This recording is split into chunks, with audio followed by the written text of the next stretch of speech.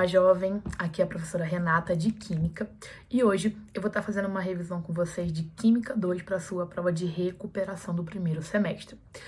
Os conteúdos que vão cair na sua prova são método de separação de misturas heterogêneas e homogêneas, distribuição eletrônica e classificação periódica dos elementos, tá? Então vamos começar aqui, Primeiro, falando sobre separação de misturas heterogêneas. Queria começar falando da decantação. O que é a decantação? É um método que a gente usa para separar líquidos que não se misturam e também sólidos que não se misturam a um líquido. Beleza? Eu chamo eles de immiscíveis, quando não se misturam, tá? E aí, eles precisam ter uma diferença de densidade, porque aí o mais denso fica embaixo e o menos denso fica em cima. Eu coloquei uma aparelhagem aqui, chamada de funil de decantação. Ela é usada para líquido só, tá? Porque se eu colocar um sólido aqui dentro, ele vai acabar emperrando aqui, na minha torneirinha. Então, esse exemplo aqui, eu tenho óleo e água. A água ela é mais densa do que o óleo, ela fica embaixo, o óleo menos denso fica em cima. Eu abro a torneirinha, vai começar a escoar água. Quando chegar naquele ponto que o óleo querer começar a descer, eu fecho a torneira, beleza? Decantação, processo aí, natural. O próximo é a filtração. Filtração, eu preciso ter um filtro, preciso ter um papel filtro aí com uma porosidade adequada, tá? E aí eu consigo separar um sólido de um líquido que não se mistura também, tá? Um exemplo, água e areia. Aí você pode questionar, mas professora, decantação separa água e areia. Sim, a areia fica no fundo e a água fica em cima. Só que a filtração eu consigo colocar cada um no recipiente. Tá? Eu consigo filtrar, o filtrado fica aqui embaixo e a minha areia fica aqui em cima, tá? Que é o meu resíduo sólido, beleza? Próximo que eu tenho aí é a centrifugação. A centrifugação nada mais é do que a gente forçar a decantação a acontecer ou simplesmente acelerar ela, tá? A gente usa muito a centrifugação, na real a ultracentrifugação, para quando a gente tem colóides, tá? O que são colóides? São misturas que parecem ser homogêneas, mas na real elas são heterogêneas. As partículas coloidais são muito pequenas, a gente não consegue observar elas a olho nu. E aí me dá a ideia de que eu estou vendo um único aspecto ali, que meu aspecto ele é uniforme, quando na real ele é multiforme, caracterizando uma mistura heterogênea, tá? Eu coloquei como exemplo aqui o sangue. Olha só, o sangue, eu separo ele em 3 fases aí, ó. Eu tenho o plasma, eu tenho os glóbulos brancos e as plaquetas, e eu tenho os glóbulos vermelhos ali embaixo, tá? Próximo método aí, separação magnética. Um dos componentes da minha mistura precisa ter propriedades magnéticas. Como exemplo, eu coloquei o ferro e o enxofre. O ferro, ele consegue ser atraído por um ímã, o enxofre não. Dessa forma, eu consigo separá-los. Próximo aí, peneiração, tá? Peneiração, a gente precisa ter uma peneira, tá? Para conseguir separar sólidos que tenham tamanhos diferentes. Isso é muito utilizado em obra, por exemplo, para separar areia fina de pedrinha. Em casa também, né? Quiser peneirar alguma coisa, a gente pega a peneira, consegue separar ali sólidos mais finos de sólidos mais grossos, beleza? Todos esses métodos que a gente tá vendo aqui, a gente usa no nosso dia a dia. Olha isso daqui agora, catação. Tirar as pedrinhas do feijão, né? Eu utilizo as mãos ou uma pinça para conseguir separar os componentes aí desse meu sistema, tá? Próximo, ventilação. O que é a ventilação? Eu preciso ter uma corrente de ar para eu poder separar aquele sólido menos denso daquele sólido mais denso. Um exemplo é a casca do amendoim. Tá? Eu passo uma corrente de ar ali, a casca vai embora e fica só o amendoim sólido. Beleza? Próximo, levigação. Levigação é muito usado em garimpo de ouro. Eu consigo separar o ouro de impurezas. Se o outro eu usei uma corrente de ar, aqui eu vou usar uma corrente de água. Aí a água vai levar as minhas impurezas, que elas são geralmente em forma de pó, tá? E vai ficar aquele meu material de interesse ali. tá bom? Próximo, dissolução fracionada. Vou te dar um exemplo. Vamos supor que eu queira separar areia de sal. Como que eu consigo separar a areia do sal, tá? Olha o nome, dissolução fracionada. Apenas uma parte da minha mistura vai dissolver, beleza? Então eu vou adicionar um líquido ali. Eu adiciono quem? A água, porque a água faz com que o sal dissolva e a areia não. Então olha o que vai acontecer, ó. Adicionei água, dissolução fracionada, vai ficar no fundo a areia e em cima fica sal e a água. Aí eu vou lá usar filtração para poder separar a minha areia da água com sal. A minha areia fica aqui retida no filtro, tá? E aí agora, como separar a água do sal? Água com sal é uma mistura homogênea, tem um único aspecto, né? Olha aqui a minha imagem, água e sal. O sal dissolve na água, dependendo da quantidade que eu coloco dele. Para eu poder separá-los agora, eu vou usar um método de separação de misturas homogêneas, que é a vaporização, que é o nosso próximo tópico aqui, ó. Vamos entrar agora em separação de misturas homogêneas. Olha só, o que consiste a evaporação e a cristalização, né? Eu vou evaporar o meu líquido ali, tá? Que é o meu solvente. E aí, o meu sólido, que é o meu soluto, ele vai se cristalizar lá no fundo. Isso é muito usado para separar o sal da água do mar nas salinas, tá? Aí a imagem, olha só, deixa evaporar a água para poder cristalizar o sal. Próximo método que a gente vai estudar aqui agora, eu vou falar dos dois próximos juntos, tá? Que é a destilação simples e a destilação fracionada. Olha essa aparelhagem aqui. Isso aqui é um destilador, tá? Vou passar porque eu tenho essa outra aparelhagem que é também um destilador, porém para destilação fracionada.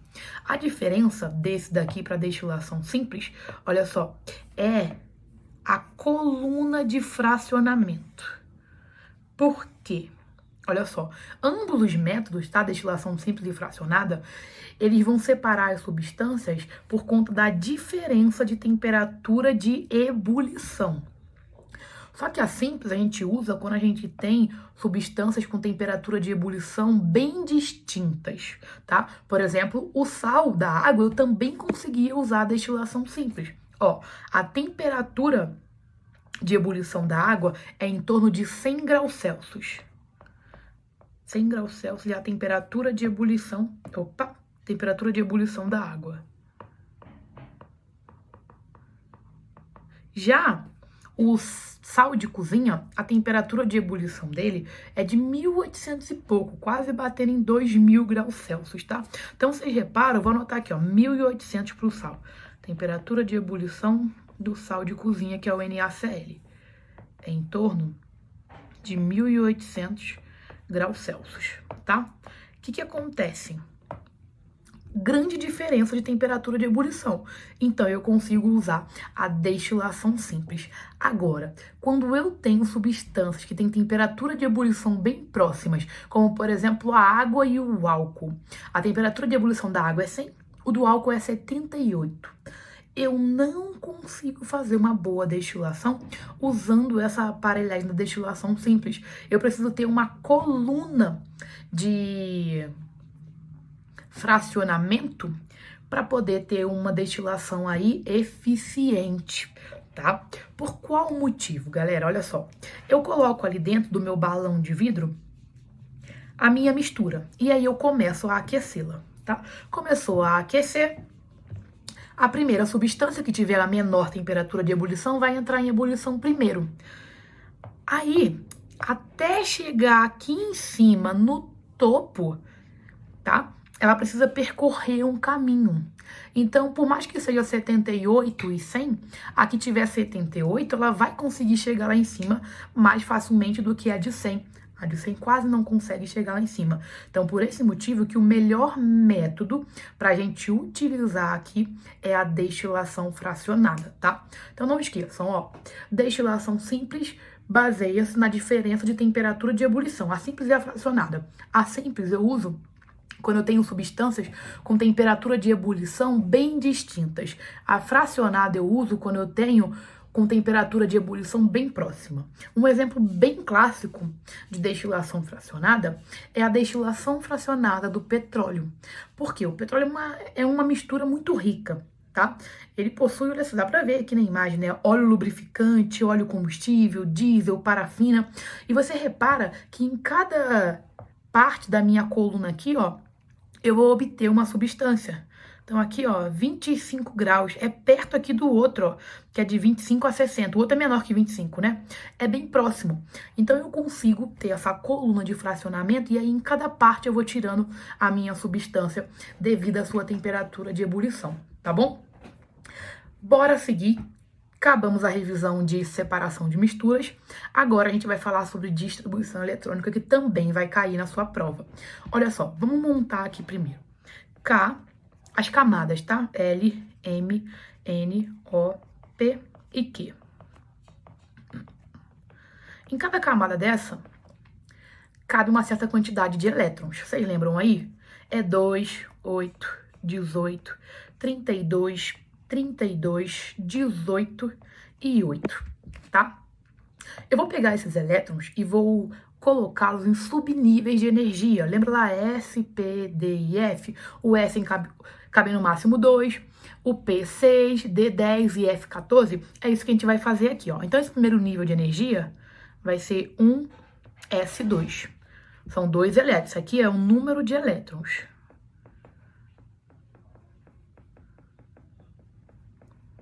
Coloquei meu primeiro subnível. Eu vou pegar esses elétrons, tá? Desses níveis aí, dessas camadas de energia, e vou colocar dentro de subníveis. Então, esse primeiro só tem 2 elétrons, então cabe no meu primeiro subnível, que é o 1s2. O próximo aqui, 2s2 e 2p6, tá? 2 mais 6 dá 8. Aqui, ó, quantidade máxima de elétrons são 8. Vem pro terceiro, 3s2, 3p6, 3d10, para completar os 18. Vou montando aqui, ó. 4s2, 4p6, são 32. 4d10 e eu preciso ocupar o 4f14 para completar os 32. 5s2, 5p6, 5d10, 5f14. Sexto, 6s2, 6p6 e 6d10. 7s2, 7p6, tá? E agora vamos lá traçar aquelas linhas, né? Lembra lá que depende do número quântico secundário, né? Então, por isso as linhas ficam assim, em ordem de energia. Então, o primeiro, eu vou anotando aqui, ó, é o 1s2. Isso em ordem de energia. Ordem de energia. Vamos seguir as ordens das linhas ali, ó. 1s2, depois é o 2s2. Aí vem pra cá, ó, vai ser o 2p6 e o 3s2. Depois, 3p6, 4s2. Depois vem pra cá, ó, 3d10, 4p6 e 5s2. 3d10, 4p6 e 5s2. Depois, nós temos quem? Ó, 4d10, 5p6 e o 6s2. Estamos acabando. 4f14, 5d10, 6p6 e 7s2. E por fim aqui, ó, 5f14, 6d10 e 7p6. Tá? Isso aqui é a ordem de energia. Lembra lá que não depende só do número quântico principal, depende do número quântico secundário também. Por isso as linhas na diagonal. Seguindo, eu coloquei 2 exercícios para a gente poder fazer aqui juntos. Olha só. O titânio é um metal usado na fabricação de motores de avião e de pinos para próteses. Faça a distribuição eletrônica em cerne do elemento. O que é a distribuição? A gente vai ver já já. E indique quantos elétrons há no subnível mais energético. Ó, vamos fazer a distribuição normal. São 22 elétrons para distribuir aí do titânio. Vamos começar na ordem de energia, que eu acabei de montar aqui, ó. 1s2, 2s2, 2p6, bora lá. Vai ficar, ó, 1s2, 2s2, 2p6, 3s2, 3p6, é até o 22. 4s2, ó, vamos somando aqui, ó. Tem 2, 4, 10, 12, 18, 20, estão faltando 2 para completar os 22. Então, é 3D2, beleza? Aí, ele quer a distribuição em cerne, tá? Em cerne do gás nobre. Como assim, professora? Ó, são 22 elétrons, não é? O titânio tá localizado bem aqui, ó. 22 tá aqui, ó. A gente vai olhar pro gás nobre, que tem uma distribuição, que tem uma quantidade de elétrons inferior a dele, que é quem? O argônio, tá? Porque o criptônio aqui tem mais, tem 36, então eu olho sempre o que tem menos. Então, o argônio tem 18 elétrons. Então, eu venho aqui, ó, e vou destacar o seguinte, 18 elétrons é até aqui, tá? Então, toda essa distribuição aqui, eu posso simplificar pelo argônio. Tá vendo aqui, ó, que tem número de atômico, né, que é o de elétrons, igual a 18. Então, vem aqui, ó, argônio no lugar de toda essa distribuição. E aí, você coloca o restante, 4s2 e 3d2, tá?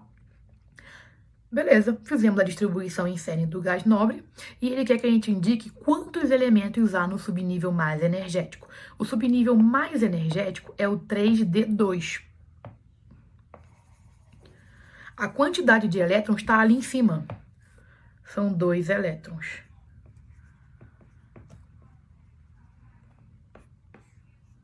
Tá? Então, essa daí é a nossa resposta. A distribuição em cerne e a quantidade de elétrons no subnível mais energético. Questão 2 agora. Ele quer a distribuição eletrônica em ordem de energia dos íons. Distribuição eletrônica de íons, vamos lá fazer. A dica é, faz a distribuição normal e depois você vai retirar ou colocar elétrons na camada de valência. Vamos revisar também o que é a camada de valência, tá? Vou começar aqui com o enxofre. O número atômico dele, 16. Se ele tivesse neutro, ele teria 16 elétrons. E é isso que eu vou fazer, distribuir os 16 elétrons. Bora lá. Vai ficar 1s2, 2s2, 2p6, 3s2 e 3p quanto? Quanto que tá faltando aqui para completar os 16 elétrons? Ó, já foram 12. Se você somar aí, estão faltando 4 elétrons, tá? Só que aí, ele quer a distribuição do íon S2-. 2- significa o quê, galera? Que ganhou 2 elétrons, tá? Ó, menos elétron negativo. 2- ganhou 2 elétrons. Então, eu vou adicionar esses elétrons na camada de valência. Quem é a camada de valência?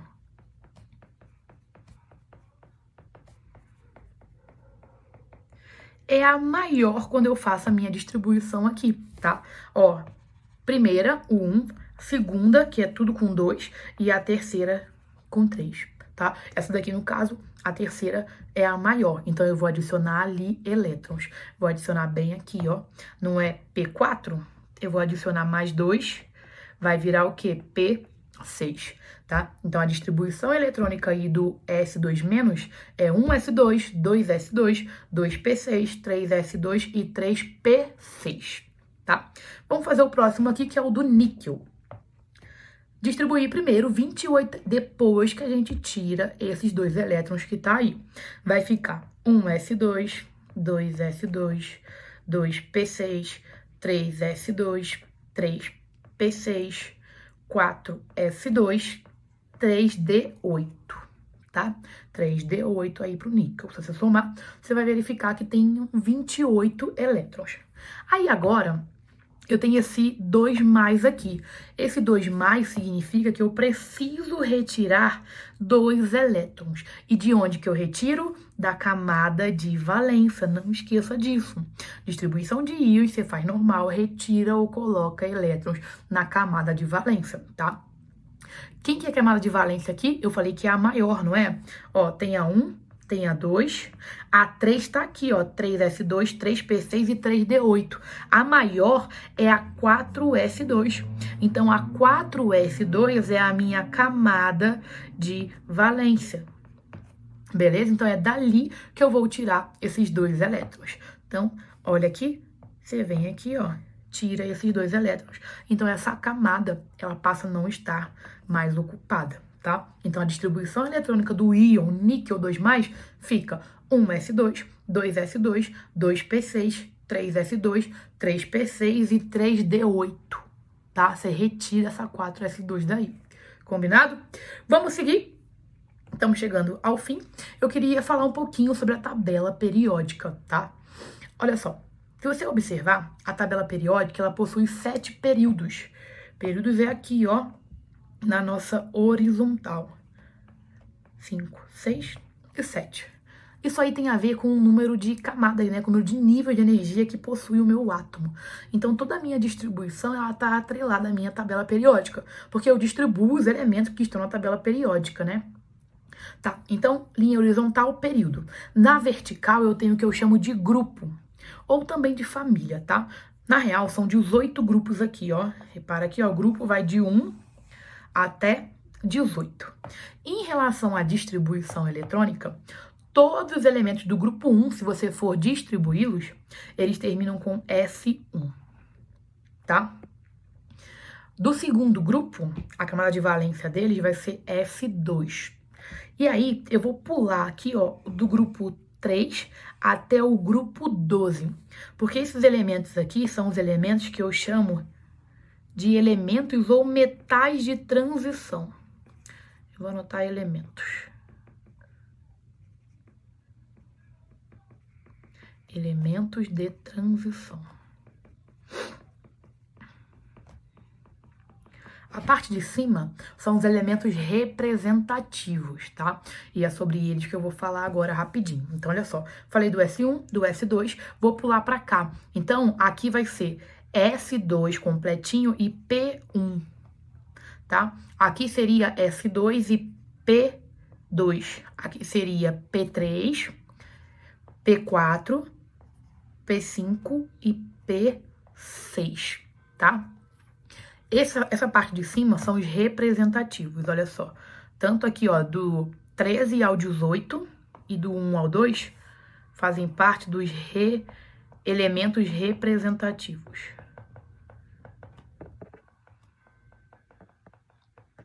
Outra coisa importante também, que é o seguinte, lembra que a tabela tem tipo que um anexo aqui, né? Para ficar mais esteticamente organizada, colocou esse anexo aqui, aí puxou para baixo, olha só. Só que esses elementos aqui, eles fazem parte dos metais, né, dos elementos de transição também. Beleza? Tranquilinha até aqui. Então, a tabela está toda configurada em relação à distribuição eletrônica. Outra coisa que você precisa saber é o nome dos grupos dos elementos representativos, tá? O grupo 1 eu chamo de metais alcalinos. Lembrem disso.